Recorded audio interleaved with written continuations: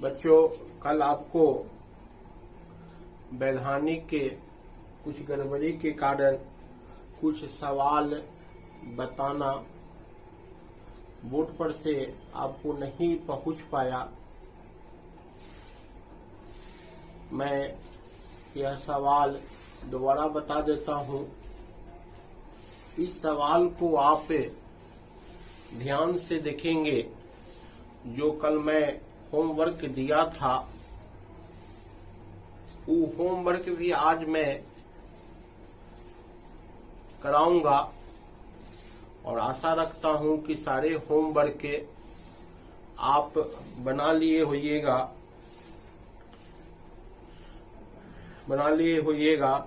देखिए, एक सवाल मैं आपके सामने बताता हूं कि यहाँ find the mean of the following distribution. यहाँ आपका मीन दिया हुआ है। यहाँ जो मीन है, यह मीन का किस मेथड में है आपकी मैं पहचान बताया था। चर मान और बारंबारता, वैल्यू और फ्रीक्वेंसी दिया रहे, यह डिस्क्रेटिज सीरीज होता है। यह कौन सीरीज होता है बेटा? डिस्क्रेटिज सीरीज होता है। और डिस्क्रेटिज सीरीज में इसकी पहचान होता है चर मान और बारंबारता। चर मान और बारंबारता दिया रहता है तो यह डिस्क्रेटिज सीरीज होता है। डिस्क्रेटिज सीरीज में दो चीज हो गया, फिर से दोबारा ध्यान दे दे। चर मान और बारंबारता की होगी डिस्क्रेटिज सीरीज में। डिस्क्रेटिज सीरीज में चर मान और बारंबारता की होगी। तो यहाँ देखिए, calculation the arithmetics mean by direct method, मतलब डायरेक्ट की हिंदी में बोलते हैं प्रत्यक्ष विधि। तो यहाँ आपको x दिया और f दिया। x गुने f बराबर x में आप f से गुना कीजिएगा। x में आप f से गुना कीजिएगा तो x f होगा। तो चर है, वैल्यू है 4 जिसकी बारंबारता 5, चर है 6 जिसकी बारंबारता 10, चर है 9 जिसकी बारंबारता 10, चर 10 है जिसकी बारंबारता 7, चर 15 है जिसकी बारंबारता 8 है। जिसकी बारंबारता 8 है तो हम यहाँ लिखते हैं डायरेक्ट मेथड में x गुने f बराबर xf। x गुने f xf। 4 गुने 5 बराबर 20, 6 गुने 10 60, 9 गुने 10 90, 10 गुने 7 70, 15 8 120। सिग्मा, यह चिन्ह को हम सिग्मा बोलते हैं। सिग्मा एफ का अर्थ होता है कुल बारंबारताओं का योगफल। कुल बारंबारताओं को योगफल, तो सारे बारंबारता के योग कर दिए 40 हो गया। x गुने f, मतलब इसका वास्तविक अर्थ होता है सिग्मा x गुने f। चर मान और बारंबारताओं के गुणनफल का योग 360। पूरा इसका चर मान गुने बारंबारताओं के गुणनफल का योग कितना हो गया? 360। इसका सूत्र बता चुके थे कि x bar sigma x f बट्टा sigma f. Sigma x f बट्टा सिग्मा एफ 360 में हम 40 से भाग कर देंगे। 360 में हम 40 से भाग कर देंगे तो 1 शून्य से 1 शून्य काट दिए, 4 नामा 36, 4 नामा 36, मतलब इसका जो मीन आया, हेंस मीन आया 9। यह आपको calculation the arithmetics mean by direct method इसमें बताए थे। इसमें आप 2 मेथड से सवाल को सॉल्व कर सकते हैं। दूसरा जो मेथड आपको आता है वह मेथड आता है शॉर्टकट मेथड, माने लघु विधि। इसको एक और नाम से आप जानिएगा इज्यूम्ड मेथड। इसको एक और नाम से जानिएगा assumed method. Calculation the arithmetics mean mean by shortcut method, मतलब इसको आप बोलते हैं लघु विधि। लघु विधि में कितने कॉलम होती है? कॉलम पर आप ध्यान देंगे, x माने चर मान, f फ्रीक्वेंसी, dx विचलन। इस चर मान में से आप किसी को कल्पित मान सकते हैं।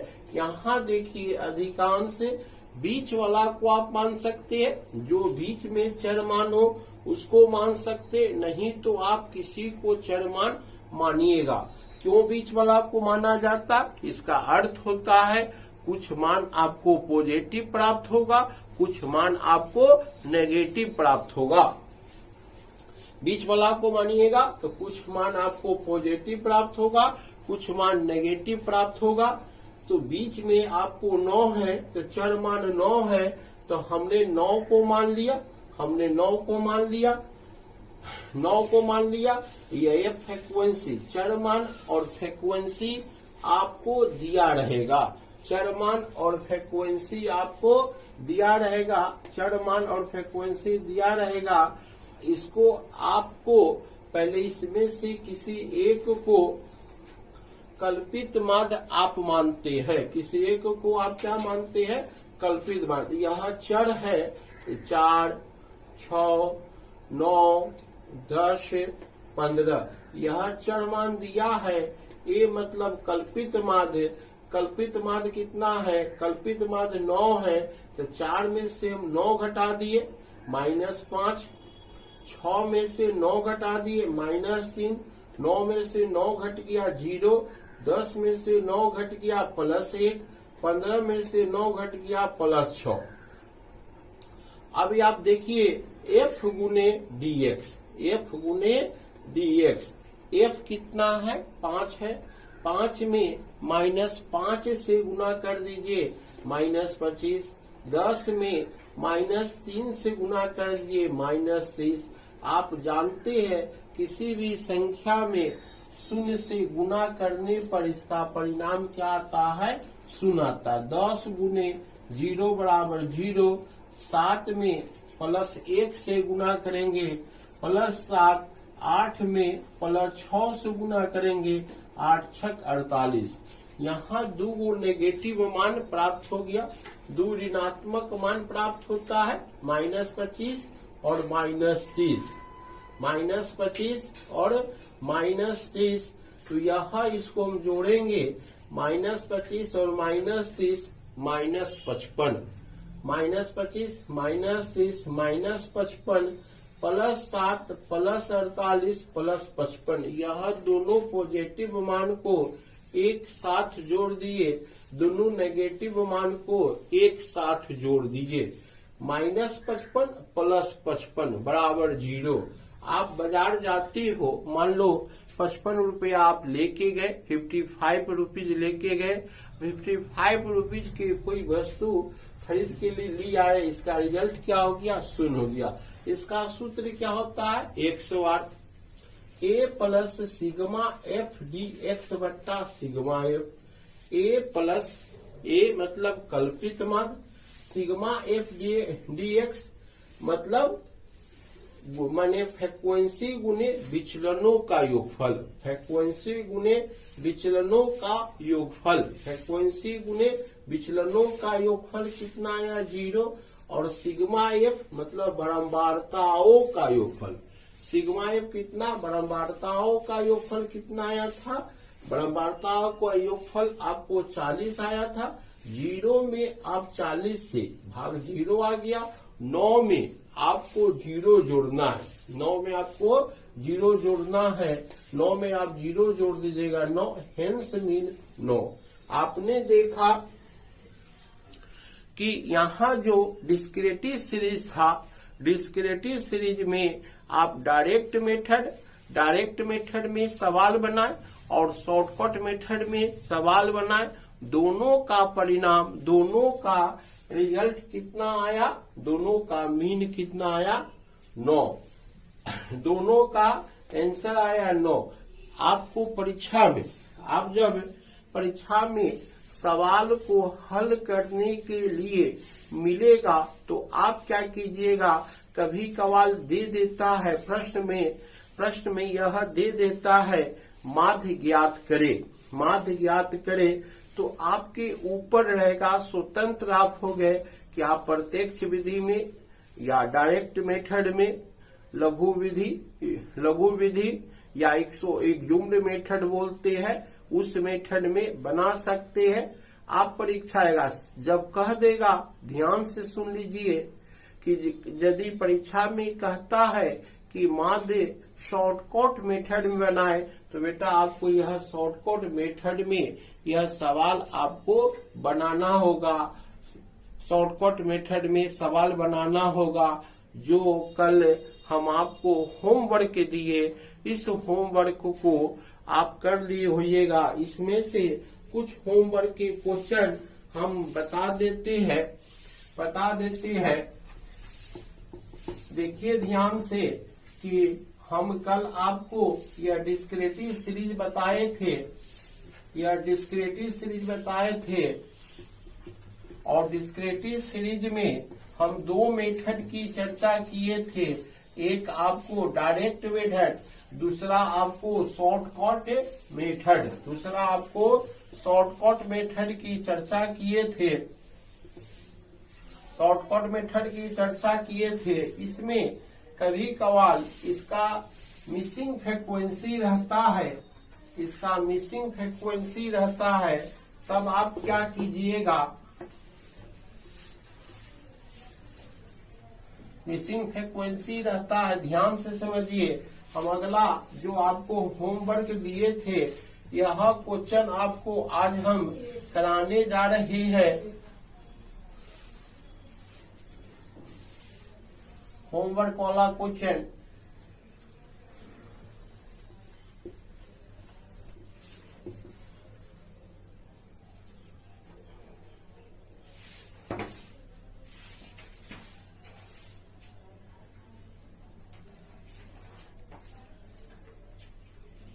देखिए, एक क्वेश्चन है दूसरा, इफ माने यदि if the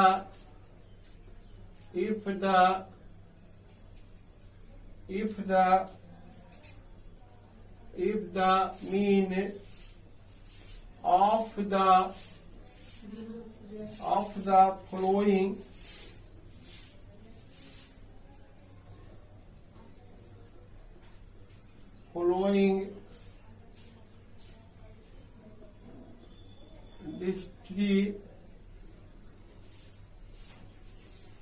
distributed is 6। देखिए क्या दिया, 6 है, इसका मीन दे रहा है। फाइंड द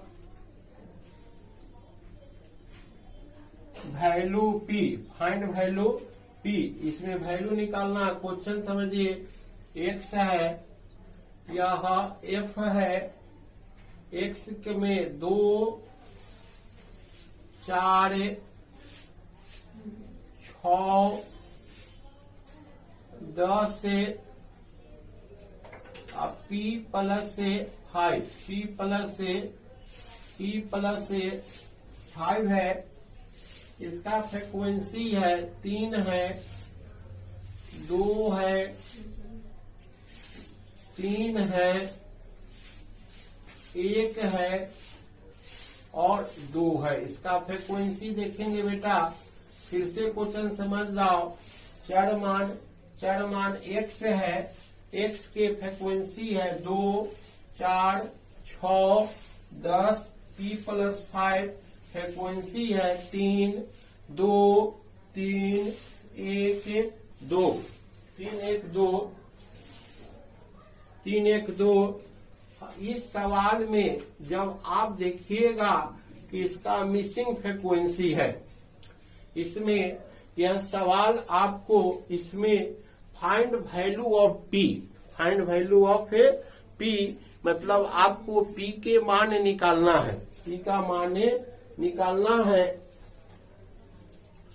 P के मान निकालना है। तो लिखेंगे calculation calculation the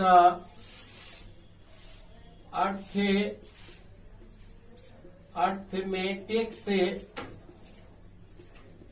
mean by DIRECT direct method.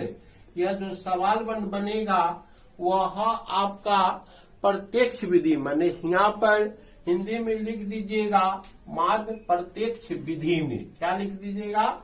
माध्य प्रत्यक्ष विधि में।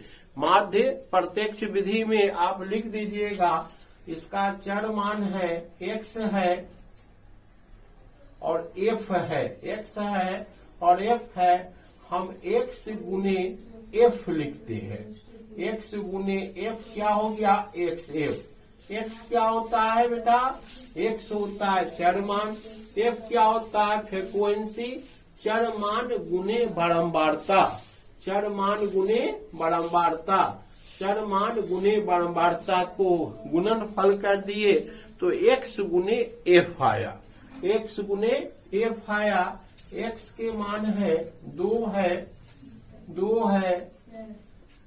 4 है, 6 है, 10 है, p प्लस कितना है? 5 है।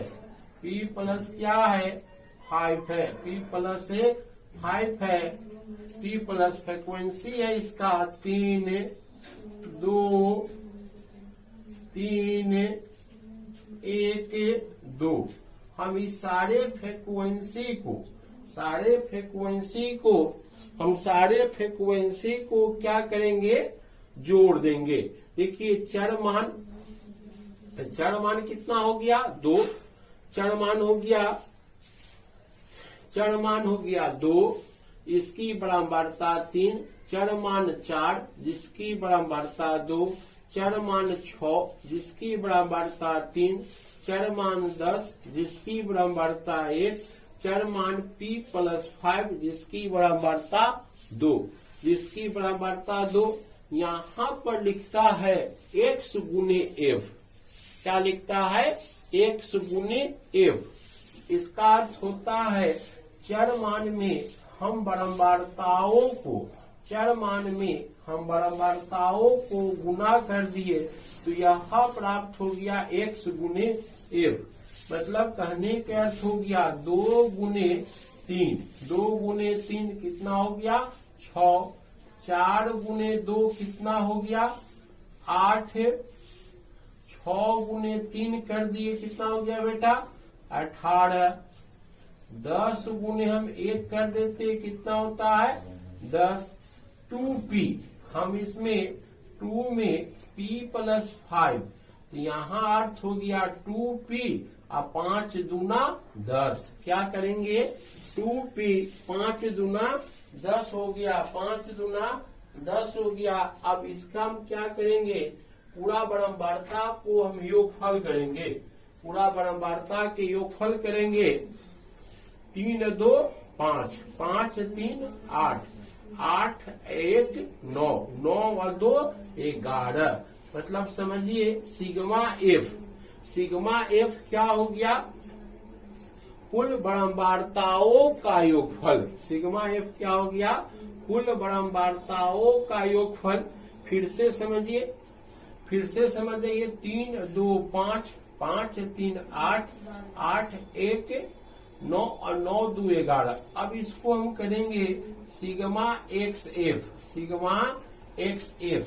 अर्थ हो गया सिग्मा एक्स एफ। सिग्मा के यह ग्रीक शब्द है, इसको सिग्मा या सिमेशन कहते हैं। इसका x गुने एफ मतलब चर मान गुने बारंबारताओं के गुणनफल का योगफल। चर मान गुने x गुने एफ मैंने चर मान और बारंबारताओं के गुणनफल का योगफल को सिग्मा एक्स एफ कहते हैं। सिग्मा एक्स एफ कहते, इसको जोड़ेंगे, इसको जोड़ दीजिए। यह 2p अलजेब्रिक टर्म हो गया। 2p अलजेब्रिक टर्म हो गया। इसका जोड़ कितना आएगा? इसका जोड़ आ गया 52। इसका जोड़ कितना आ गया 52। 2p प्लस क्या हो गया 52। 2p प्लस 52 52 हो गया। इसका सूत्र होता है x बार बराबर सिग्मा एक्स एफ बट्टा सिग्मा एफ। सिग्मा एफ सूत्र हो गया बेटा। यह डिस्क्रिटिव सीरीज में है। एक्स बार दिया, यहाँ एक्स बार आपको कितना दे दिया 6 दे दिया। एक्स बार आपको कितना दे दिया 6 दे दिया।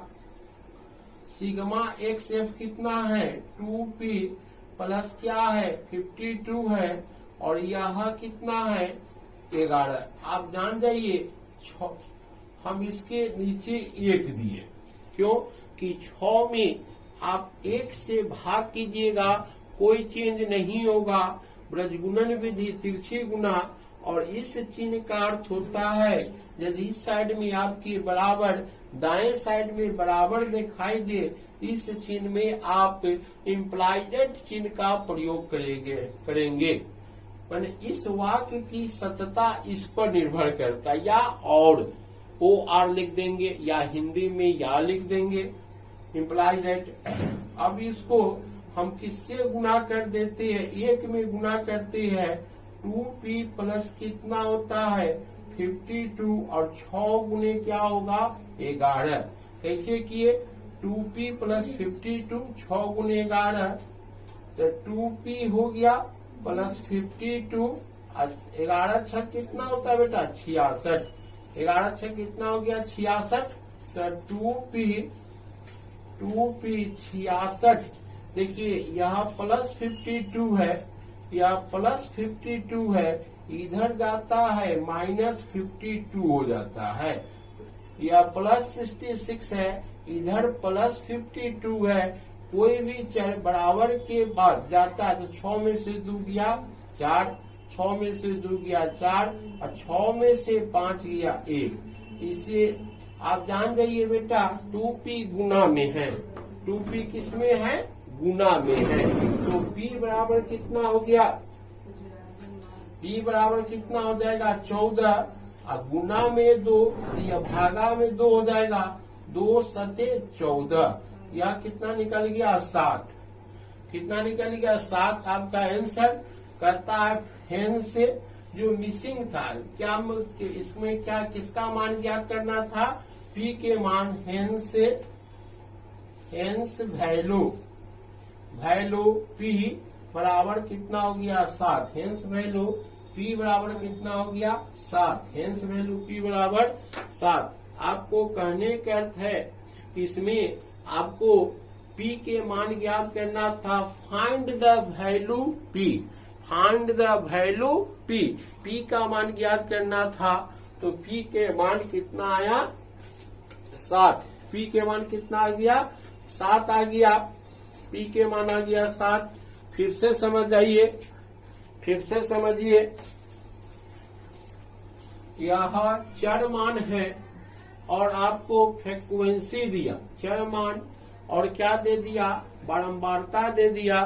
चर मान और बारंबारता दे दिया। इसमें क्या कहता है प्रश्न में कि इज 6 मतलब मीन 6 दिया हो और वैल्यू ऑफ p मिसिंग चर मान क्या है 7 है। इस 7 का मान हमको 7 के मान निकल कर आ गया। फिर से समझिए 2 गुने 3 चर मान 2 गुने 3 कितना हो गया 6। 4 गुने 2 8, 6 गुने 3 18, 10 गुने 1 10, p प्लस 5 इंटू 2। यह चर मान और बारंबारता आपको दिया हुआ है। चर मान और बारंबारता दिया हुआ है। 3 दूना 6, 4 दूना 8, 6 3 18, 10 में 1 से गुना कर दिए 10। p प्लस 5 में हम 2 से गुना किए 2p 5 दूना 10। अब इसको जोड़ दो 6 6 12 2 14 14 14 14 18 10 प्लस 10 52 52 हो गया प्लस 2p अलजेब्रिक टर्म हो गया, इसीलिए इस पद में जोड़ दिए 2p को। अब सूत्र होता है x bar sigma x f बट्टा sigma F, x bar sigma x f बट्टा सिग्मा एफ। x बार है, x बार कितना आपको दिया 6 दिया, x बार कितना दे दिया 6 दे दिया। 6 में x सिग्मा एक्स एफ बट्टा सिग्मा एफ, 2p प्लस 52 बट्टा सिग्मा एफ कितना दिया 11। हम 6 बट्टा 1 लिखते हैं, क्योंकि 6 बट्टा 1 लिखने के अर्थ होता है उसमें कोई मान चेंज नहीं करता। 6 में यदि आप 1 से भाग कीजिएगा तो 6 आवेगा, तो हम क्या किए 1 गुने 2p प्लस 52, 1 में 2p प्लस 52 से 52 से मल्टीप्लाई कर दिए, उसमें कोई चेंज नहीं हो गया। 2p प्लस 52 आया और 6 गुने 11 कर दिए, 6 गुने 11 66 हो गया। 2p plus 52 is equal to 66, 2p रहने दिए और 66 में प्लस 52 है, इधर आएगा माइनस 52 होगा। और आप देखिए 66 में से 52 को माइनस हो गया, यह चिन्ह है माइनस घटाव का। 6 में से 2 जाता है 4, 6 में से 5 जाता है 1, 14। यह 2p बेटा गुना में है, 2p क्या है गुना में है, तो 2 कहाँ चला गया भागा में आ गया, तो भागा में आ गया तो 2 सते 14, 14 भागा हो गया 2। तो यहीं पर हमको खोज करना था वैल्यू p के मान कितना आ गया 7, वैल्यू p के मान कितना आ गया 7। अब हम अगला क्वेश्चन हम आपको बता देते हैं, इस क्वेश्चन को आप चलिए उतार लीजिए, हम आपको समय देते हैं, समय देती है। अगला क्वेश्चन लिखने जा रहे हैं। इसी तरह एक क्वेश्चन रहेगा, इसी तरह एक क्वेश्चन रहेगा, इसी तरह एक क्वेश्चन रहेगा, इसी तरह एक क्वेश्चन रहेगा, क्वेश्चन रहेगा फाइंड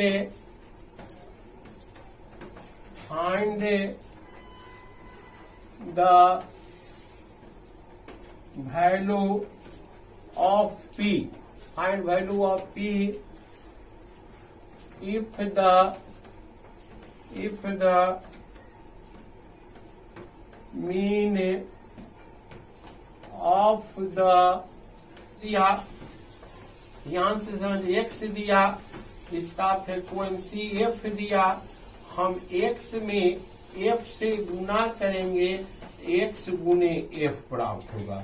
x में हम f से गुना करेंगे, x गुने f बराबर xf, x में f से गुना करेंगे तो xf होगा। x कितना है 3 है, फिर क्या है 5 है, 5 के बाद 7 है बेटा, 9 है, 11 है और इसका अगला है 13 है। या बॉक्स बना दीजिएगा। इसका फ्रीक्वेंसी है 6 है, 8 है, 15 है, p है, 8 है, 4 है। आप इसको चलिए इस क्वेश्चन को हम आपकी बता दिए, चरमान और बारंबारता है, चरमान और बारंबारता है, यह बता दिए है। चलिए आप उसको बना के बताइए आप हमें चरमान और बारंबारता। इसी तरीका पर यह जो क्वेश्चन 2 है, 2 के प्रकार पर इसी टाइप पर यह क्वेश्चन बनेगा, इसको आप तीसरा कर दीजिए। 2 के प्रकार पर जिस तरह आपका क्वेश्चन 2 है उसी प्रकार पर यह क्वेश्चन 3 बनेगा। चलिए इसको आप बना के आप हमें दिखाए, बना के दिखाए। मैं आपको समय दे रहा हूं। चरमान और बारंबारता मैंने लिख दिया, चरमान और बारंबारता मैंने आपको लिख दिया। आप उसको क्या करना है, कैलकुलेट करना है।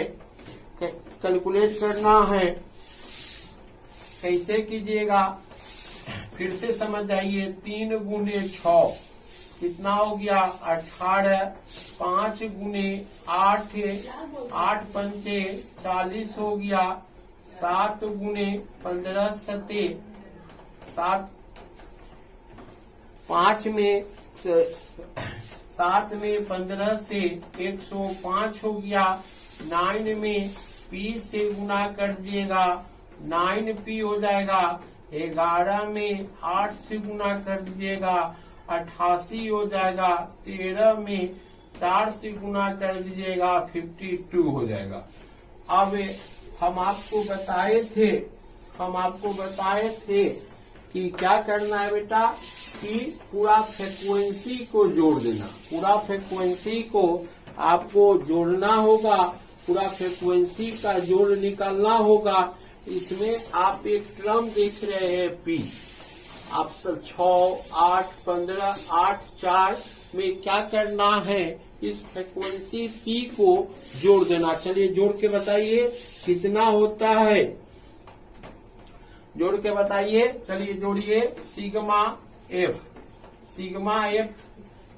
एफ पी के पहले जोड़ दिए। चलिए इसको जोड़ के बताइए कितना हो गया, जोड़ इसका 41। इसका जोड़ कितना हो गया 41। सिग्मा एक्स एफ जोड़ के बताइए कितना होता है।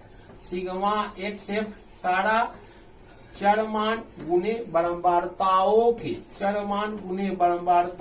के गुणनफल का योगफल जोड़ना है।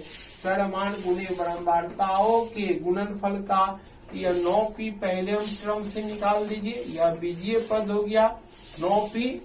अब इसको चलिए जोड़ के बताइए कितना होता है, आपको दिए समय जोड़ के बता दीजिए। 18 के जोड़िए, 40 के जोड़िए, 105 के जोड़िए, 88 के जोड़िए और 52 के जोड़िए। तो इसके जोड़ आपको कितना आ गया 303। इसका जोड़ कितना आ गया 303। इसका जोड़ आ गया 303। हम आपको एक सूत्र बताए थे, इस सवाल को calculate the arithmetics mean by direct method, मतलब माध्य प्रत्यक्ष विधि में। इसका सूत्र था x bar sigma x f बट्टा sigma f.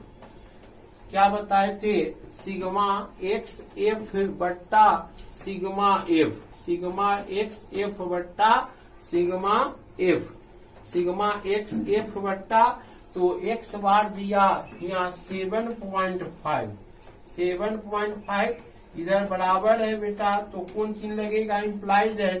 Sigma x F कितना है 9, फल कर दिए, सारे फ्रीक्वेंसी का योगफल कर दिए।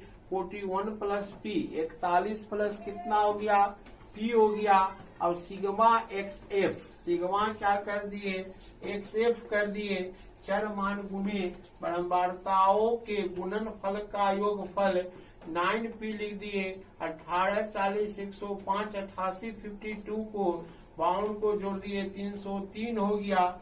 एक्स बार कितना है, एक्स बार आपको दिया 7.5 है। सिग्मा एक्स एफ कितना है, sigma x F 9p plus 303 और सिग्मा एफ आपको है 41 प्लस p। हम आपको बताए थे 7.5 में 1 से भाग कर दीजिएगा, कोई चेंज नहीं होगा। इसमें हम 1 से गुना करते हैं 9p प्लस कितना हो गया 303। 7.5 में 41 प्लस p से आप गुना कीजिए। चलिए हम आपको समय दिए, 7.5 में 41 से गुना कीजिए, 9p प्लस कितना हो गया 303।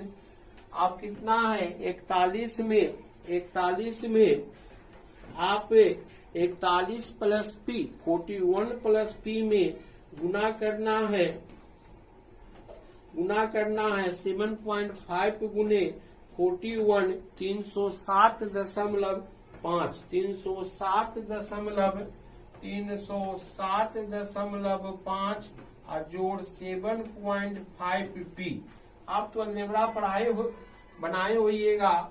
यह 9p, यह इसके लाइक टर्म है, यह लाइक टर्म है। 9p में से 7.5p को इधर से ले लिए। यह संख्या प्लस था, यह संख्या क्या था? प्लस था। 9p में से हम 7.5p ले लेते हैं। अब इधर क्या बच जाता है? 360.5 में से 303 को हम घटा लीजिए, 303.0 दे दिए। 9 में से 9p में से 7.5p घटता है, यह कितना होता है? 1.5 1.5 होता है। 1.5p, यह 360p में से इसको घटा से यही जो मिसिंग था, मिसिंग क्या था? मिसिंग था p, हेंस मिसिंग p था। तो p का वैल्यू कितना निकल गया? p का वैल्यू निकल गया 2 मिनट, p का वैल्यू निकल गया 3, p का वैल्यू निकल गया 3। अब आप देखे थे कि यहाँ चर मान और बारंबारता जो कल आपको होमवर्क दिए थे, इस होमवर्क में से दोनों सवाल कराए हैं कि यहाँ चर मान और बारंबारता दिया हो, वैल्यू और फ्रीक्वेंसी दिया हो, उसको x गुने f किए। यहाँ बारंबारताओं का योगफल 41 प्लस p आया और चर मान और बारंबारताओं के गुणनफल का योग 9p प्लस 303 आया। x बार 7.5 दिया था, 7.5 भागा 1, 9p प्लस 303, 41 प्लस p। इसको हमने 7.5 को 41 प्लस p से गुना कर दिए, इसको 1 से गुना कर दिए। 9p प्लस 303, इसका यह 9p है, यह इसका लाइक टर्म सजातीय टर्म 7.5p इधर से आया। 1.5 360 303 4.5 15 45, इसका मिसिंग, हेंस जो मिसिंग p था, p का जो यहाँ वैल्यू निकालना था वह आपको 3 आया। मैं फिर कह देता हूँ, जो आपको होमवर्क दिए हैं, होमवर्क को कैलकुलेट कर लीजिएगा। कल आपको हम कंटिन्यूअस सीरीज, जिसको बोलते हैं वर्गीकृत सतत या अवच्छिन्न श्रेणी, वह पढ़ाऊंगा। Thank you.